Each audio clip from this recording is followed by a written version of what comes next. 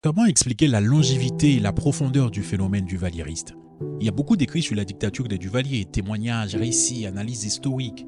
Mais aujourd'hui, je vous propose autre chose. Je vous propose un regard chirurgical. Je vous propose un livre au titre Sans détour. Radiographie d'une dictature, un ouvrage de Gérard-Pierre Chal. Gérard-Pierre Chal qui est l'un des grands esprits des sciences sociales en Haïti. Gérard-Pierre Chal, à travers cet ouvrage, il dissèque le duvalierisme avec les outils du marxisme à partir du matérialisme historique. Il va au cœur des structures, classes sociales, rapports de force, alliances, économie politique. Certains diraient même qu'il s'agit de la seule étude du duvalierisme menée avec des lunettes marxistes assumées. Autrement dit, c'est une véritable analyse de conjoncture au sens fort du terme, au sens marxiste du terme. Radiographie d'une dictature n'est pas d'abord écrit en français. Gérard-Pierre Chal l'a rédigé d'abord en espagnol. À cette époque, il était en exil, loin d'Haïti, loin de chez lui. La première version paraît en 1969 à Mexico City et nous sommes alors en pleine consolidation de la machine répressive de François Duvalier. Arrestation, exil, silence forcé.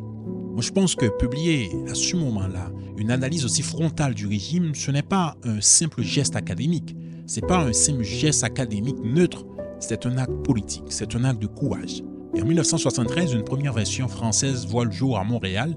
Il faudra attendre 1986, l'année de la chute de Jean-Claude Duvalier, pour que l'ouvrage soit enfin réédité en Haïti, presque 20 ans après sa première publication. Et comme toute étude qui s'inspire du matérialisme historique, cet ouvrage analyse la jeunesse du duvalierisme. D'abord, il nous propose un récit du parcours politique de l'homme, à savoir François Duvalier. On voit que tout part de l'occupation américaine d'Haïti. Âgé d'une vingtaine d'années à cette époque d'occupation militaire d'Haïti, François Duvalier, il faisait partie des acteurs du mouvement nationaliste, aux côtés des leaders comme Jean-Bryce Mars ou Sténio Vincent. D'ailleurs, Sténio Vincent, il est considéré comme son père spirituel, l'homme à qui Duvalier a rendu la première visite officielle quand il est devenu président de la République d'Haïti. La crise de 1946 a aussi marqué le parcours de Duvalier, le parcours politique de Duvalier. À cette époque, il militait aux côtés de Daniel Fignolet, au sein du mouvement ouvrier paysan, MOP. Il a d'ailleurs servi au gouvernement de Fignolet comme sous-secrétaire au ministère du Travail avant de devenir son ennemi mortel. Duvalier a aussi servi comme secrétaire d'État à la santé publique au sein du gouvernement d'Estimé, dont il sera l'un des hommes de confiance d'ailleurs, ce qui fait qu'à la chute de Dumarsais Estimé, après le coup d'État de 10 mai 1950, lequel coup d'État a été orchestré par le général Paul-Eugène Magloire, Duvalier va entrer dans une période de réclusion avant d'émerger comme ce que Gérard-Pierre Chal appelle le nouveau leader de la classe. Parce que oui, Duvalier il va beaucoup s'appuyer sur la propagande coloriste, Duvalier il va beaucoup s'appuyer sur la classe des propriétaires terriens, ainsi que sur les cadres de l'administration de Dumarsais Estimé pour se faire une force politique dans le pays. Dans l'analyse de Gérard-Pierre Chal, tous ces événements constituent ce qu'il appelle la phase de gestation du phénomène duvalieriste. Viendra ensuite ce qu'il appelle la phase d'enfantement, une phase qui est marquée par le coup d'État contre Daniel Fignolet, ce coup d'État dont Duvalier est d'ailleurs l'un des artisans. Ce coup d'État aura lieu dans la nuit du 14 juin 1957. L'histoire nous raconte en plein Conseil des ministres, il y a un groupe d'officiers armés, sous l'ordre du général Québro, qui fit irruption et procéda carrément à l'arrestation du président Daniel Fignolet.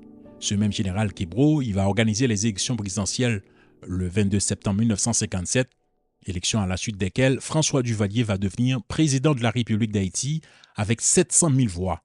22 octobre 1957, François Duvalier prête serment et puis il se métamorphose. 7 avril 1961, il va annuler le mandat de tous les parlementaires et il va s'accorder un nouveau mandat. Ce n'est pas fini. Une nouvelle constitution nommant Duvalier président à vie sera promulguée et le 22 juin 1964, au Palais national, François Duvalier prête serment comme président à vie d'Haïti.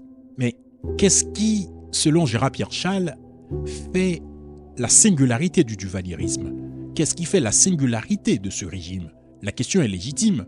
La question est légitime puisque la dictature duvalieriste n'est pas un fait nouveau dans la vie politique haïtienne. Autrement dit, Duvalier n'est pas le premier à avoir instauré un régime autoritaire en Haïti.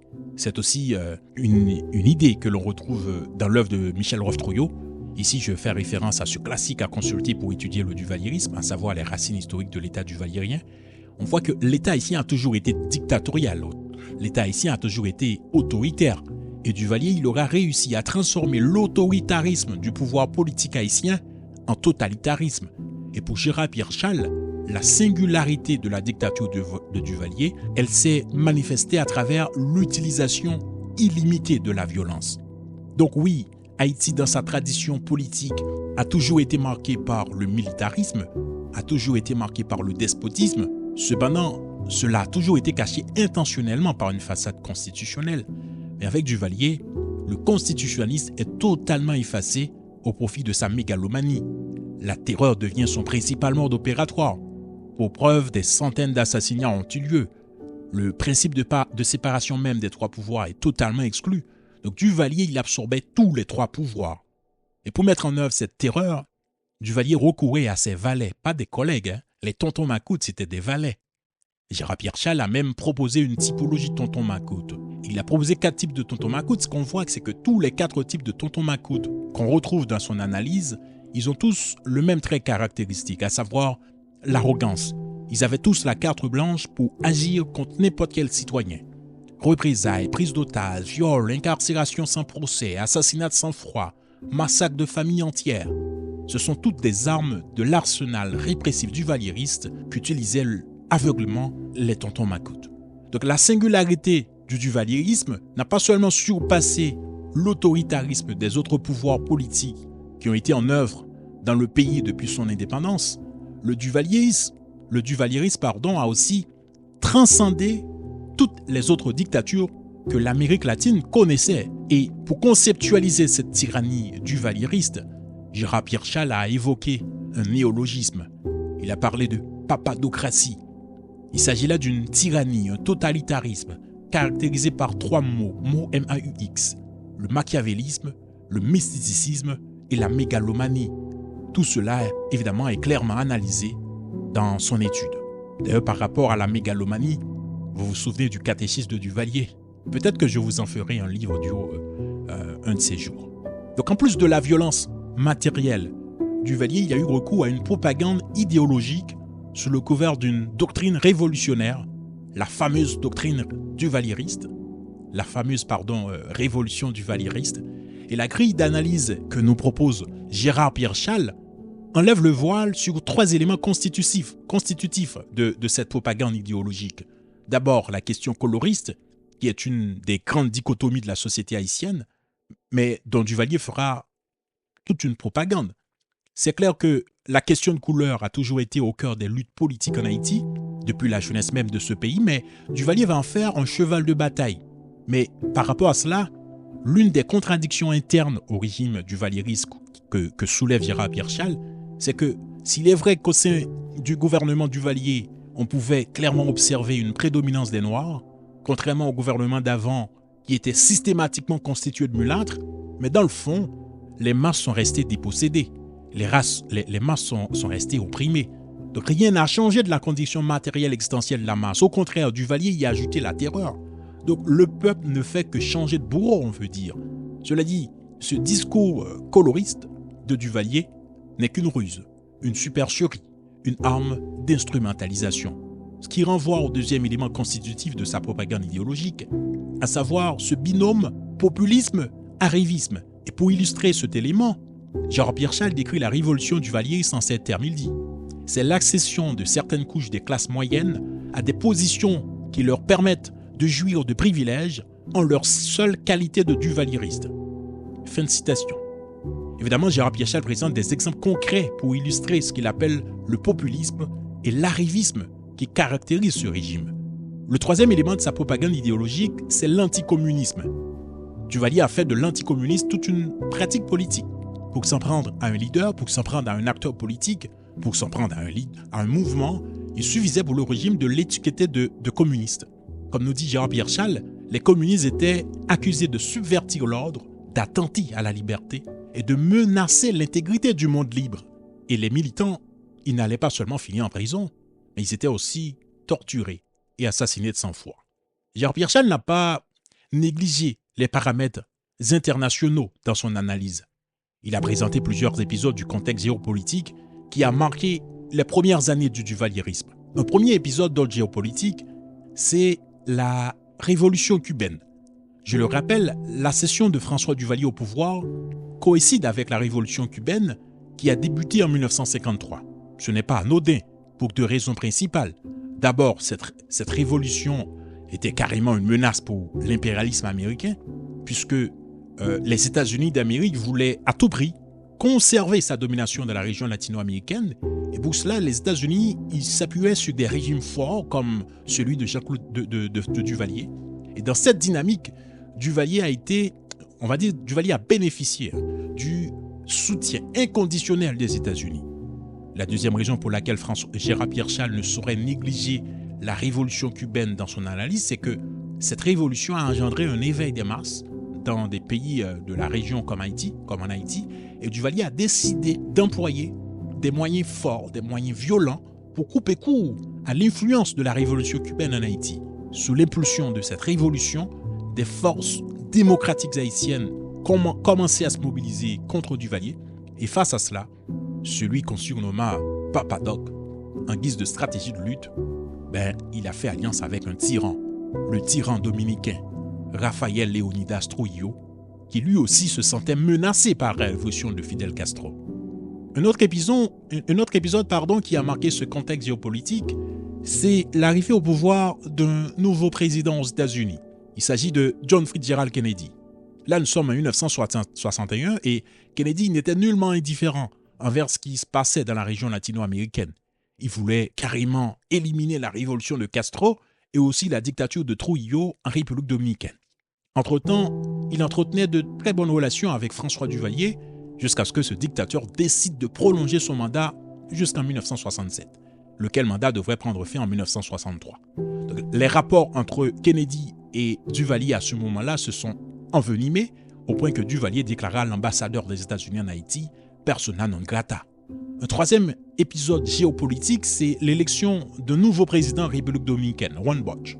Je ne vous épargne des détails historiques, mais il y avait carrément un bras de fer entre Duvalier et Bosch, et Duvalier, il est sorti vainqueur. Il a d'ailleurs participé au coup d'État contre ce président. Dans un nouvel épisode, l'arrivée au pouvoir de Balaguer en République dominicaine, l'homme avec qui Duvalier va pactiser. À ce sujet, Gérard Pierre Chal écrit ceci, il dit « Le pacte Balaguer-Duvalier constitua un instrument puissant de l'effort des deux régimes pour maintenir leur joug sur les peuples haïtiens et dominicains. » Fin de citation. Enfin, un autre événement que Gérard Pierre Chal ne saurait omettre dans sa liste d'épisodes qui façonnaient le contexte historique et géopolitique avec lequel Duvalier négociait, c'est l'assassinat de John Fitzgerald Kennedy. À la suite de cet assassinat, plusieurs éléments ont émergé et ces éléments ont fait que Duvalier a regagné la confiance de Washington. Et pour ce qui concerne les causes de l'émergence du duvalierisme, Gérard Pierre Chal, fidèle au matérialisme historique, pointe du doigt des situations de déséquilibre structurel de l'économie haïtienne. Autrement dit, la crise politique aiguë et la dégénérescence des structures économiques constituent des conditions objectives à l'émergence des régimes tyranniques comme celui de Duvalier.